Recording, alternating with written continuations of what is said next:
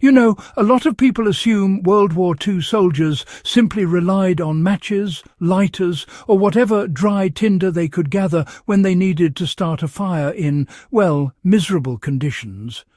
But anyone who studies frontline testimonies knows that those ideal conditions almost never existed.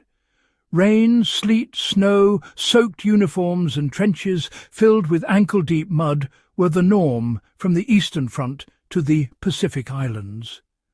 The real story is that units on both sides quietly carried or improvised a field-proven method that allowed them to produce flame even when every other system failed. And it wasn't glamorous, it wasn't fancy, and it wasn't invented in some lab. It was the product of necessity, fieldcraft, and sheer, stubborn human survival.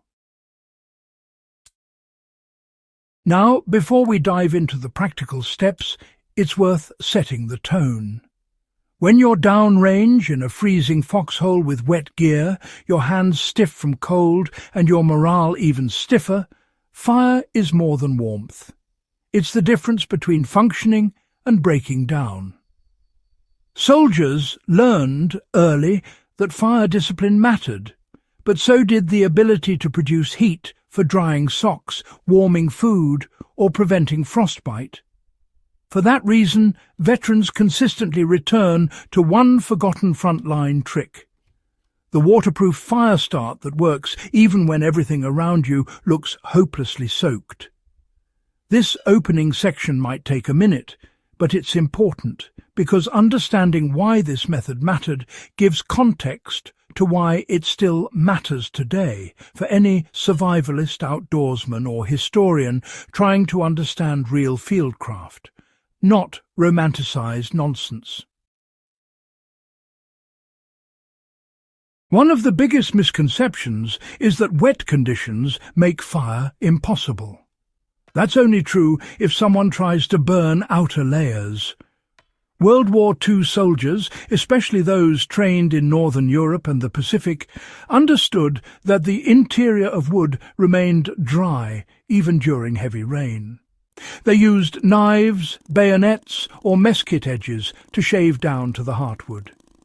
German Gebirgsjäger units, operating in perpetual alpine dampness, routinely split small branches lengthwise to expose dry inner fibres.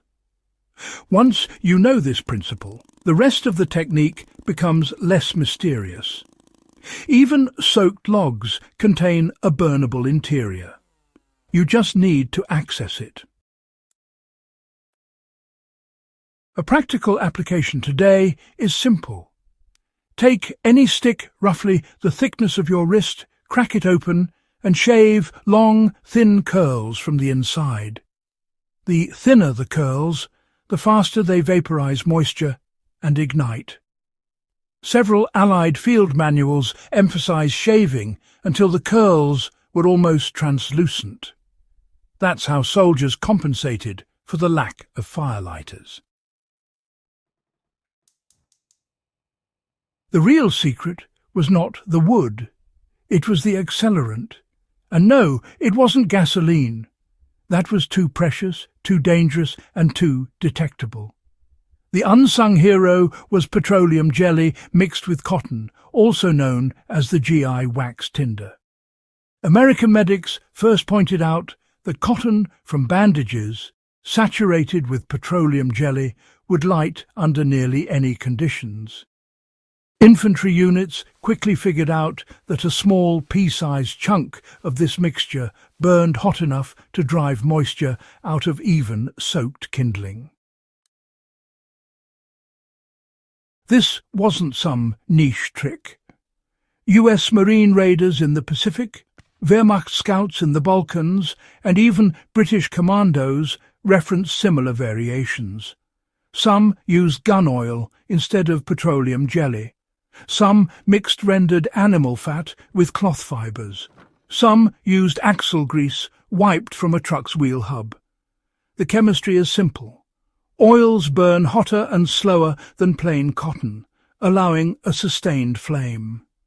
To use it today, rub cotton thoroughly with petroleum jelly until it becomes waxy, and dense. Pull apart a small tuft to expose loose fibres. Place your dry inner wood curls on top and strike. Even in heavy rain, the flame will last long enough to dry the first layer of kindling. Matches were unreliable in wet conditions. Cigarette lighters perform better, but not indefinitely and not in extreme cold. WWII manuals often recommended carrying a backup spark source, usually a steel striker or even the back of a knife spine against a ferro rod-type flint. The modern ferrocerium rod didn't exist in its current form, but early equivalents did, and soldiers salvaged them from aircraft survival kits. Luftwaffe pilots, for example, carried compact magnesium blocks with attached strikers. They shaved curls from the magnesium, sparked them, and produced a fire hot enough to dry wet tinder. The key lesson here is redundancy. Don't rely on a single ignition method. Make it habit, just as soldiers did, to keep one mechanical lighter, one matchbook in a sealed pouch, and one striker. When everything is wet, the striker usually wins. There's a part of this technique most people forget: how the fire was stacked. Soldiers didn't waste time creating perfect teepees in rainstorms. They built what veterans called a roofed start, which was essentially a miniature lean-to made of split sticks that shielded the initial flame. You wedge a thicker piece of wood at an angle, tuck your tinder and shavings under it, then spark it. The angled piece protects the growing flame from direct rain, while the heat rises beneath it, drying the next layer. This was standard in Soviet partisan groups and Finnish ski troops who operated in perpetual snow. They often dug a tiny depression in the ground, lined it with split wood to avoid soaking the tinder, then built the lean-to roof over the top. It allowed them to start and sustain fires even at 40 below, with wind cutting across frozen lakes. Try this yourself.